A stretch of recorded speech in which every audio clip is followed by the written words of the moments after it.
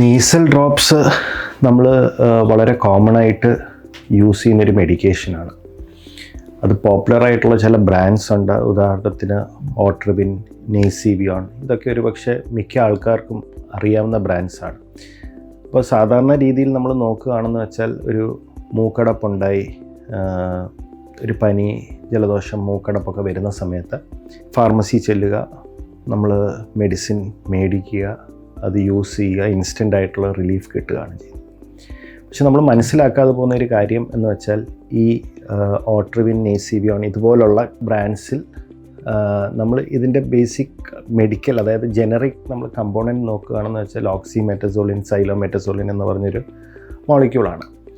അപ്പോൾ ഈ particular medicine നമ്മുടെ സ്റ്റാൻഡേർഡ് റെക്കമെൻഡേഷൻ 5 days അല്ലെങ്കിൽ മാക്സിമം പോയ 7 days, അതിനപ്പുറം നമ്മളൊരു സ്ട്രെച്ചിൽ യൂസ് ചെയ്യാൻ അഡ്വൈസ് ചെയ്യാറില്ല.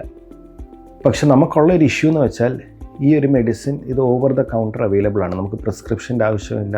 ടി വിയിൽ ധാരാളം പരസ്യം കാണുന്നു, പേഷ്യൻസ് ഫാർമസിയിൽ ചെന്ന് ചോദിച്ച് മേടിച്ച് യൂസ് ചെയ്യുന്നു. അപ്പോൾ പലപ്പോഴും ഈ നേസൽ ഒബ്സ്ട്രക്ഷൻ അല്ലെങ്കിൽ മൂക്കടപ്പിനുള്ള കാരണം എന്ന് തിരിച്ചറിയാതെ നമുക്ക് ഒരു സിംറ്റമാറ്റിക് ഒരു റിലീഫ്, ഒരു ആശ്വാസം കിട്ടുന്ന ഈ മരുന്ന് ഉപയോഗിക്കുന്നുണ്ട്.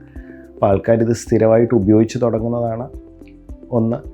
2, നമുക്ക് അറിയാതെ പോകുന്നൊരു വിഷയം എന്ന് വെച്ചാൽ ഇതിന് ഒരു റിബൗണ്ട് ഫിനോമിനൻ എന്ന് പറഞ്ഞൊരു മെക്കാനിസം ഉണ്ട്. എന്ന് വെച്ചാൽ ഇത് നമ്മൾ തുടർച്ചയായിട്ട് ഉപയോഗിച്ച് തുടങ്ങിക്കഴിയുമ്പോൾ നമുക്കിതിൻ്റെ പുറത്തൊരു ഡിപ്പെൻഡൻസ് മാതിരി വരും. എന്ന് വെച്ചാൽ നമുക്കിപ്പോൾ ഒരു രാത്രിയിൽ നമുക്കിത് ഉപയോഗിക്കാതെ നമുക്ക് പിന്നെ അത് കിടന്നുറങ്ങാൻ പറ്റത്തില്ലെന്നുള്ളൊരു സിറ്റുവേഷനിലോട്ട് ഇത് നീങ്ങും. അപ്പം നമ്മൾ കണ്ടുവരുന്നൊരു കാറ്റഗറി ഓഫ് പേഷ്യൻസ് ആണ്. ഇപ്പം ഇൻഫാക്റ്റ് ഈ കഴിഞ്ഞ ആഴ്ച പോലും വളരെ അതിശയിപ്പിച്ചൊരു കാര്യം എന്ന് വെച്ചാൽ ഒരു ഡോക്ടർ തന്നെ, അപ്പം പുള്ളി 30 വർഷമായിട്ട് ഇത് ഉപയോഗിച്ചാണ് കിടന്നുറങ്ങുന്നതെന്നുള്ളത്.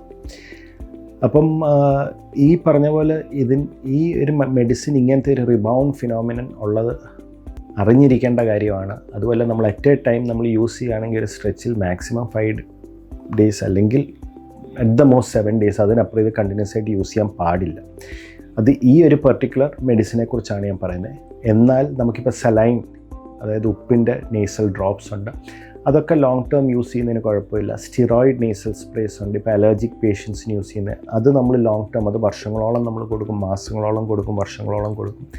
അതിനൊന്നും ഈ പറഞ്ഞ സൈഡ് എഫക്ട്സ് ഇല്ല. ഇത് പറഞ്ഞിരിക്കുന്നത് ഈ ഒരു പെർട്ടിക്കുലർ ഓക്സിമെറ്റസോളിൻ, സൈലോമെറ്റസോളിൻ എന്ന് പറഞ്ഞ ഒരു മോളിക്യൂളിൻ്റെ സൈഡ് എഫക്റ്റാണ്. അപ്പം ഒരുമാതിരി ഒരു അഡിക്ഷൻ ലയബിലിറ്റി അതിന് വരാൻ സാധ്യതയുണ്ട്. അപ്പോൾ അത് ലോങ് ടേം നമ്മൾ യൂസ് ചെയ്യാൻ പാടില്ല.